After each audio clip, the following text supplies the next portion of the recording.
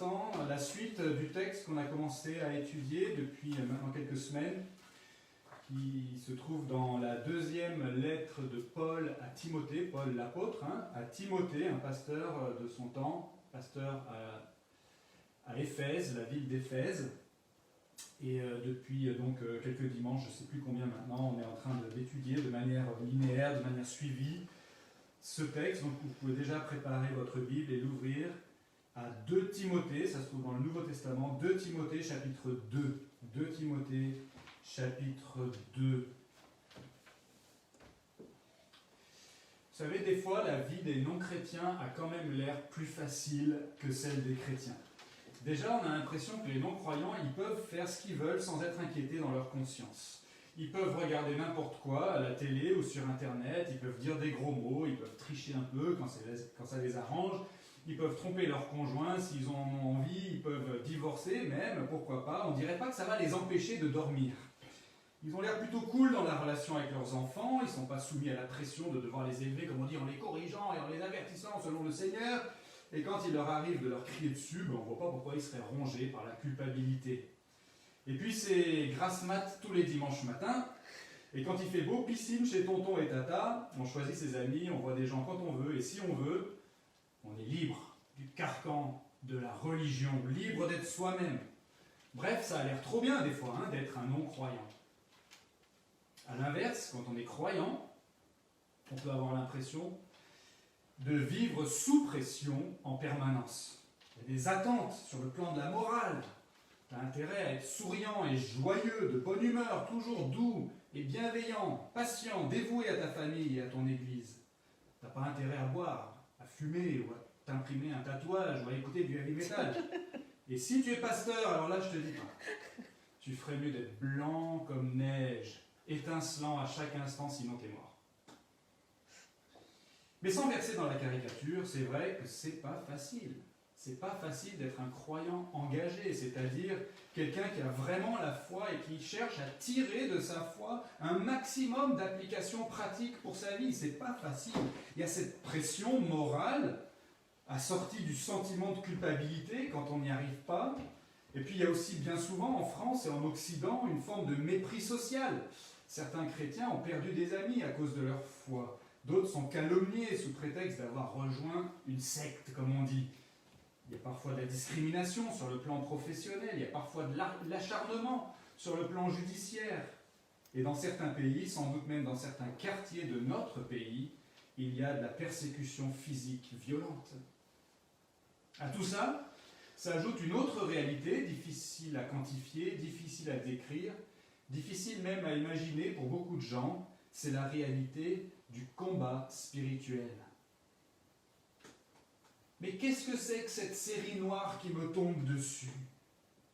Et qu'est-ce que c'est que cette situation inextricable qu'aucun être humain n'aurait jamais pu prévoir ou imaginer et qu'aucune créature sous le ciel n'aurait pu inventer sinon le diable lui-même? Et moi qui pensais être prémuni contre telle ou telle faiblesse de ma chair, comment se fait-il que je suis maintenant tenté au plus profond de mon être de commettre une telle folie? Et pourquoi, si je dois souffrir, est-ce que je dois souffrir toujours là où ça fait le plus mal? Et comment ça se fait qu'une heure après avoir prêché l'espérance et la vie à mes paroissiens, je suis capable de dégager une odeur de soufre et de mort dans ma maison et de devoir lutter contre des sentiments si virulents de défaite et d'incapacité et d'indignité? Bienvenue chez les savants. Servir Dieu, c'est pas facile. La vie chrétienne, c'est pas facile. Et les chrétiens en tout temps ont pu être tentés de baisser les bras et de se laisser vaincre par l'adversité. Mais voici ce que dit l'apôtre Paul au pasteur Timothée, pasteur au 1er siècle de l'église d'Éphèse, comme je le disais. Et voici ce qu'il dit aux chrétiens de l'église de Timothée. Et voici la leçon qu'il adresse de la part de Dieu, en fait, à tous les chrétiens qui cherchent sincèrement à servir Dieu et à lui être fidèles, mais qui souffrent et qui pleurent et qui se demandent s'ils vont résister au poids des afflictions. Eh bien, l'apôtre Paul leur dit de la part de Dieu: oui, c'est dur. mais ça va passer. C'est dur, mais ça va passer. Avant d'aller plus loin, je voudrais lire le texte en question dans 2 Timothée chapitre 2, versets 3 à 15. L'apôtre Paul adresse une lettre à Timothée et il suppose que cette lettre sera aussi lue en public, notamment devant les chrétiens de l'église de Timothée. 2 Timothée chapitre 2, verset 3. Souffre avec moi comme un bon soldat du Christ Jésus. Il n'est pas de soldat en campagne qui s'embarrasse des affaires de la vie, s'il veut plaire à celui qui l'a enrôlé. Et l'athlète n'est pas couronné s'il n'a combattu suivant les règles. Le laboureur qui peine doit être le premier à recueillir le fruit. Comprends ce que je dis, car le Seigneur te donnera l'intelligence en tout. Souviens-toi de Jésus-Christ, ressuscité d'entre les morts, issu de la descendance de David, selon mon évangile, pour lequel je souffre jusqu'à être lié comme un malfaiteur. Mais la parole de Dieu n'est pas liée. C'est pourquoi je supporte tout à cause des élus, afin qu'eux aussi obtiennent le salut qui est en Christ Jésus, avec la gloire éternelle. Cette parole est certaine. Si nous sommes morts avec lui, nous vivrons aussi avec lui. Si nous persévérons, nous régnerons aussi avec lui. Si nous le renions, lui aussi nous reniera. Si nous sommes infidèles, lui demeure fidèle, car il ne peut se renier lui-même. Voilà ce que tu dois rappeler, en adjurant devant Dieu qu'on évite les disputes de mots qui ne servent à rien, sinon à la ruine de ceux qui écoutent. Efforce-toi de te présenter devant Dieu comme un homme qui a fait ses preuves, un ouvrier qui n'a pas à rougir et qui dispense avec droiture la parole de la vérité. On s'arrête là pour la lecture de ce texte biblique pour aujourd'hui. Avant d'aller plus loin, je vais prier brièvement. Oui Seigneur, merci pour ce texte. Comme l'apôtre Paul le dit lui-même, ta parole n'est pas liée et ce n'est pas un virus ou un confinement qui va t'empêcher, Seigneur, d'appliquer puissamment ta parole à notre vie. S'il te plaît, rends-nous attentifs maintenant. Sous l'effet de ton Saint-Esprit, rends-nous attentifs et réceptifs à tout ce que tu veux nous dire et nous apprendre. Nous t'en prions par Jésus-Christ. Amen. Oui, c'est dur. La vie chrétienne, c'est dur. Servir Dieu, c'est dur. Mais ça va passer. Ça va passer. Premier point, souffrir quand on sert Dieu, c'est normal. Toute l'exhortation de ce passage que j'ai lu pourrait en fait se résumer à ces 3 mots en français qui se trouvent tout au début du passage, verset 3, « Souffre avec moi ». En grec, en fait, c'est un seul mot, le verbe synkakopathéo, qu'on ne trouve qu'à 2 endroits dans tout le Nouveau Testament. On le trouve ici, et en fait, quelques versets plus haut, 1er chapitre, verset 8.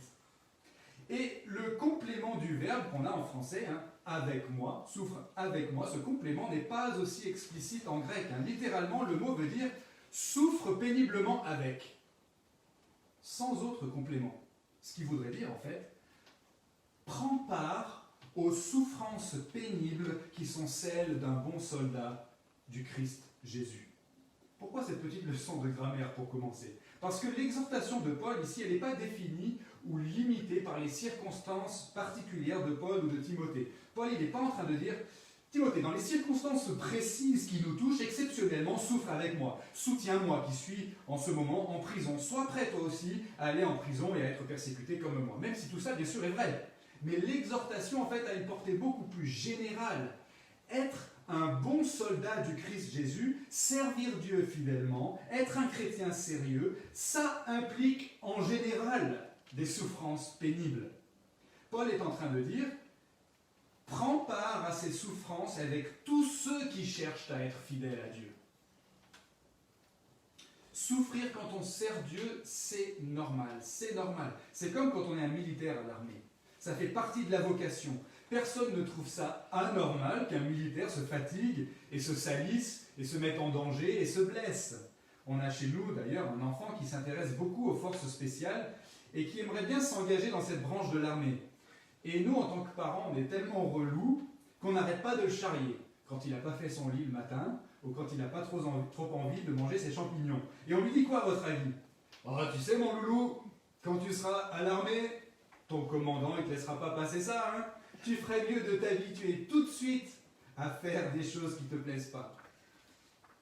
C'est difficile, c'est éprouvant, c'est pénible d'être un enfant dans la famille Saran, mais à plus forte raison d'être un militaire, et ça fait partie de la vocation de militaire. C'est d'ailleurs pareil pour les athlètes, dit l'apôtre Paul au verset 5. Si tu veux être sélectionné pour les JO, il ne faut pas reculer devant la souffrance. Et si tu veux remporter des médailles, encore moins.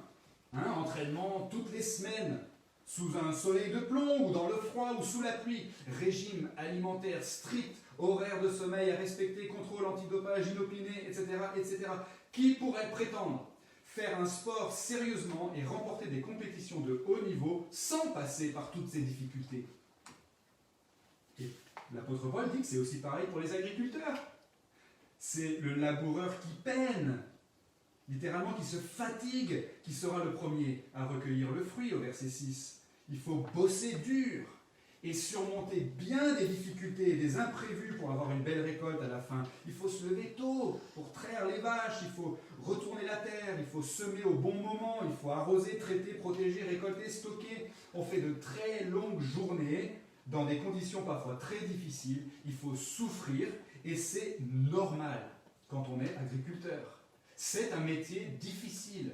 De nos jours, on parle de la pénibilité du travail, de ce type de travail en tout cas.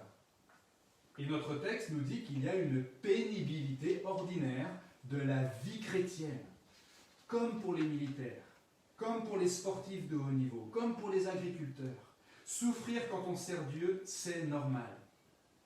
Si tu es chrétien aujourd'hui et que tu souffres, c'est rien d'anormal. Si en devenant chrétien, tes difficultés ont augmenté, ce n'est rien d'anormal. Si plus tu cherches à être fidèle à Dieu, plus c'est compliqué dans ta vie, c'est rien d'anormal. Un bon soldat du Christ Jésus va souffrir, nous dit l'apôtre Paul. Bien sûr, on peut souffrir pour toutes sortes d'autres raisons. On peut souffrir à cause de nos mauvais choix, à cause de notre imprudence, à cause de nos péchés, à cause de notre orgueil. Mais quand tu t'es examiné toi-même, et quand tu as scruté ton cœur devant Dieu, quand tu t'es mis à nu devant la lumière de la parole de Dieu, et quand tu t'es peut-être même soumis à l'examen de tes amis dans la foi, et que ta conscience en est sortie soulagée et intacte, alors accueille les souffrances que tu traverses, non pas comme une sentence sur ta vie, mais si j'ose dire comme une récompense.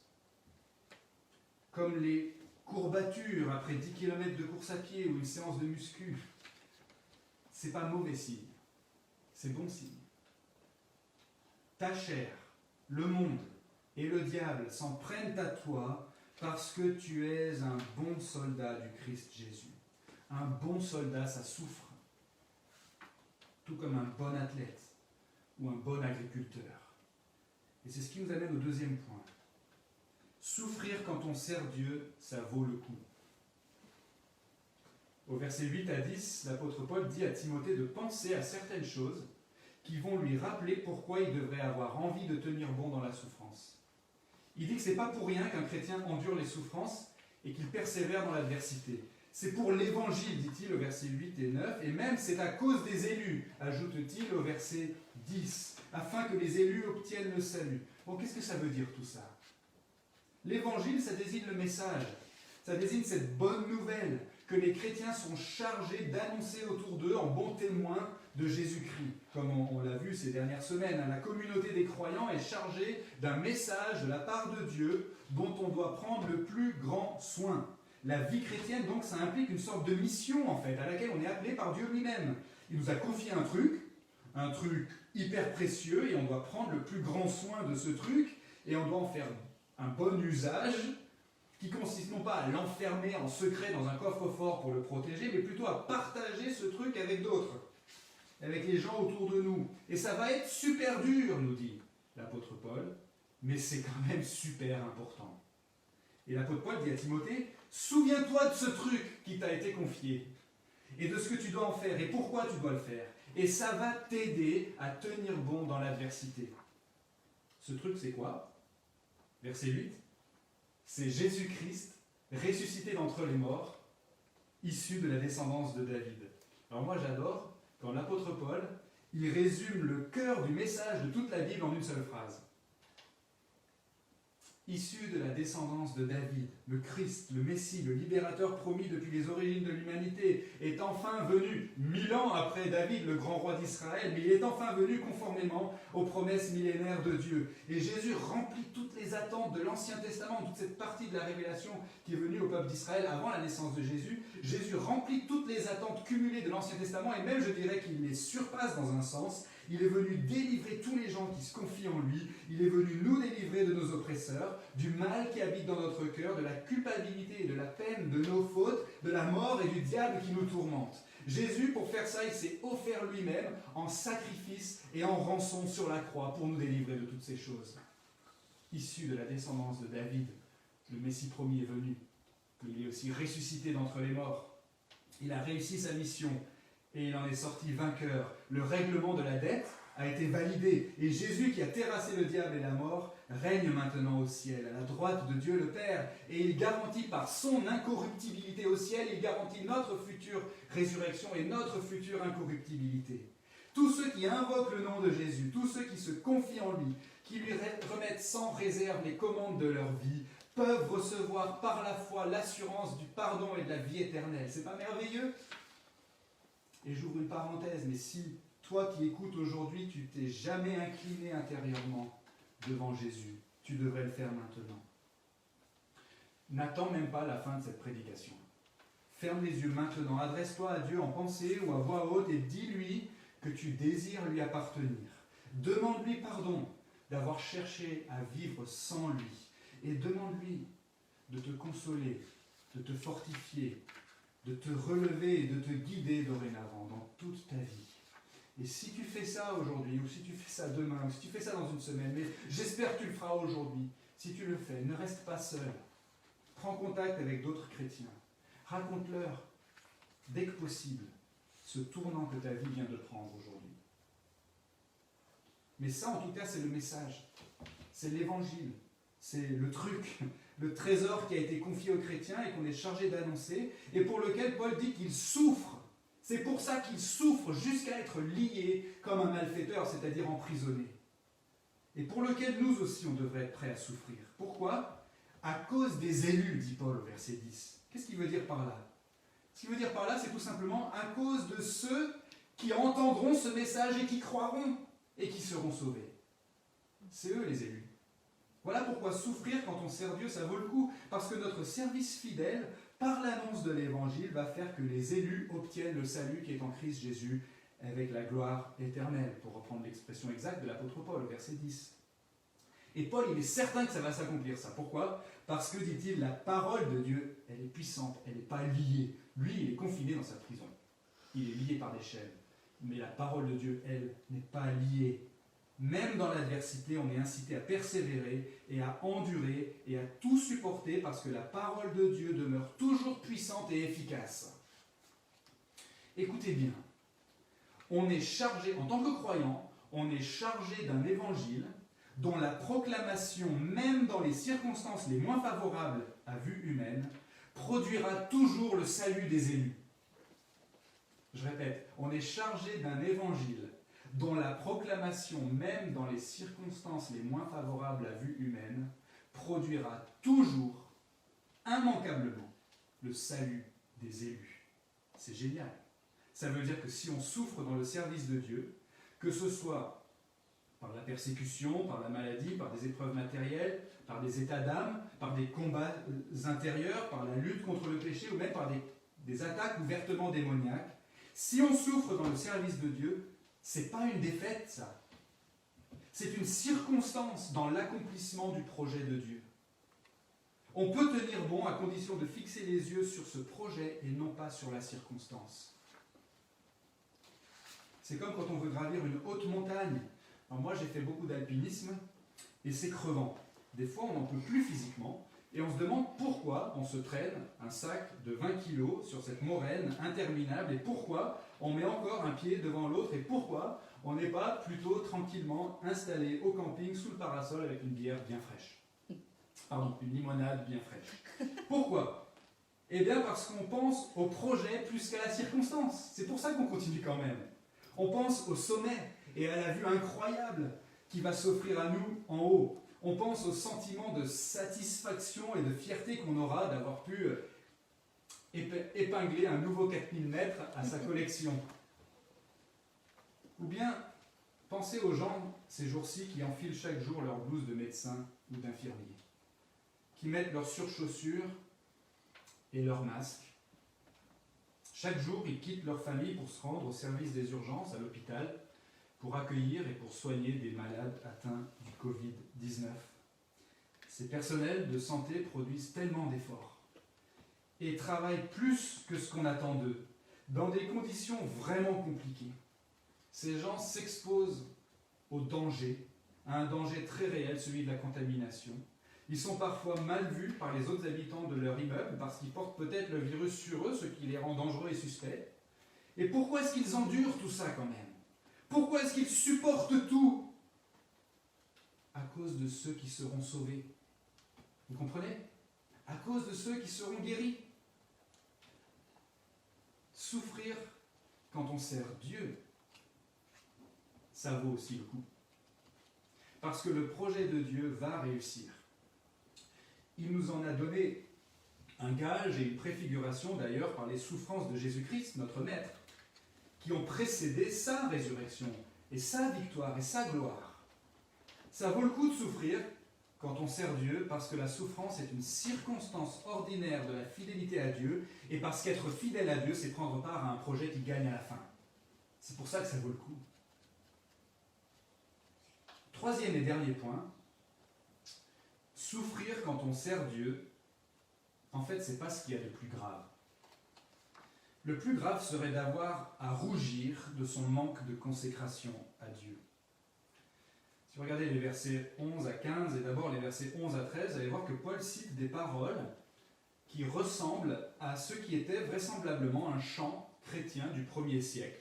Un chant qui servait peut-être à se motiver et à se fortifier face à la persécution. Et il y a deux parties à ce chant.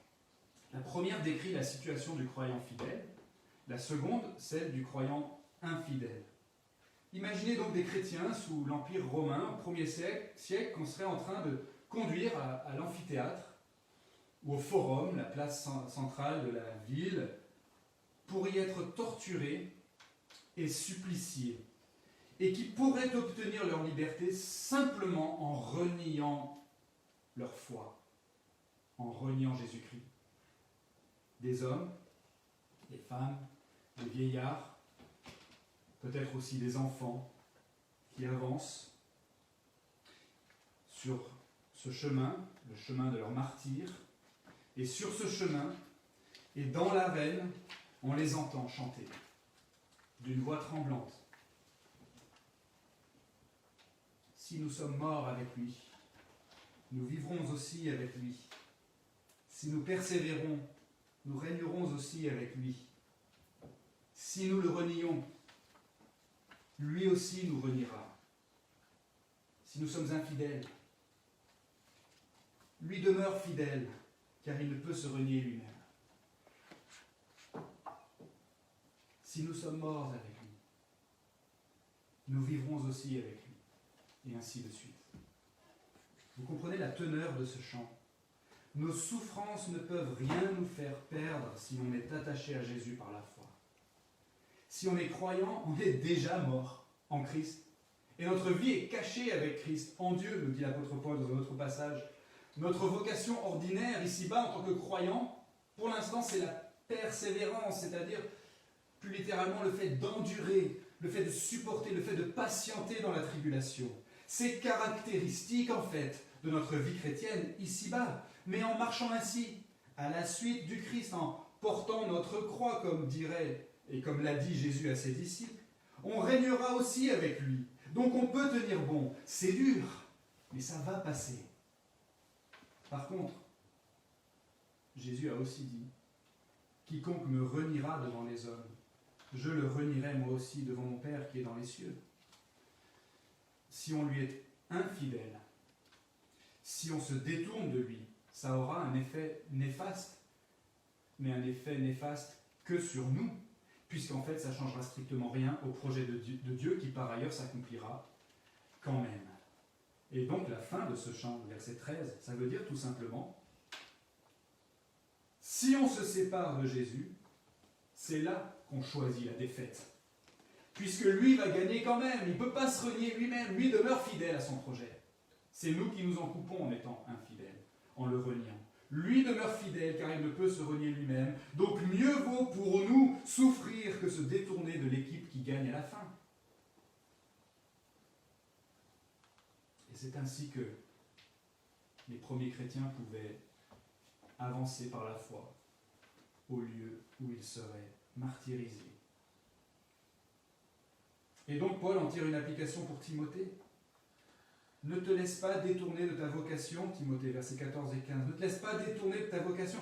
Ne rentre pas, par exemple, dans des joutes verbales sur Facebook qui servent qu'à flatter ta grande science théologique ou ton talent oratoire ou ton sens de la répartie et qui en fait entraînent dans la ruine, littéralement en grec dans la catastrophe, les jeunes croyants fragiles et les personnes sincères qui sont en recherche spirituelle. Et dis aux autres d'éviter ça. Et à la place, concentrez-vous même sur ce que Dieu nous appelle vraiment à faire, même si c'est beaucoup moins gratifiant et même si ça ouvre grand la porte à l'adversité. Dispense avec droiture, dispense correctement la parole de la vérité. Voilà ce sur quoi tu dois te concentrer, même si c'est dur. Et Paul, il va développer ce que ça veut dire dans la suite de cette lettre, et donc on verra ça dans les semaines qui viennent. Mais pour l'instant, il suffit de noter que pour Paul, le choix qui se présente aux chrétiens, il est le suivant. D'un côté, être fidèle dans le service de Dieu, conserver et diffuser l'évangile, souffrir en conséquence, et ainsi être un instrument du salut des élus, et entrer à la fin dans la gloire du paradis. Ou bien, de l'autre côté, se détourner du Seigneur, avoir honte du témoignage véritable à lui rendre. Rappelez-vous le modèle des saines paroles qu'on est censé retenir, les saines paroles qu'on doit retenir dans la foi et dans l'amour, qui est en Christ Jésus. Hein. On en a parlé la semaine dernière, ou il y a 2 semaines, je ne sais plus. Donc avoir honte,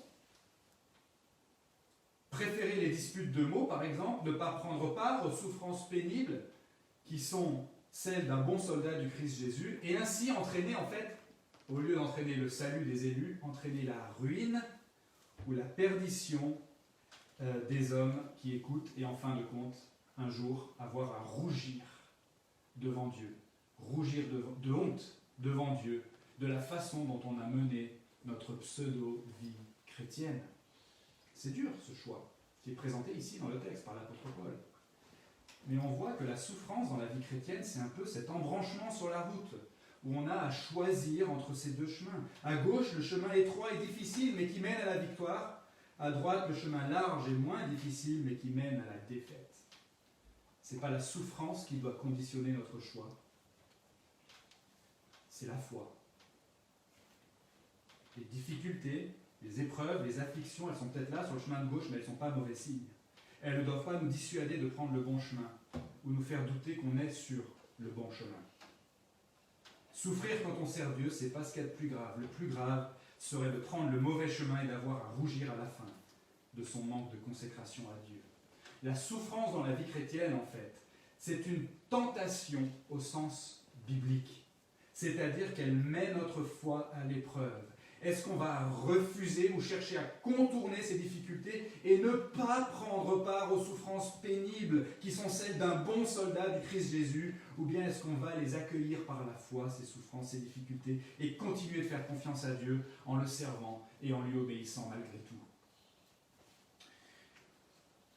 Le pasteur Samuel Peter Schmidt de l'église La Porte Ouverte à Mulhouse a traversé bien des difficultés dans sa vie familiale et dans son ministère au fil des années.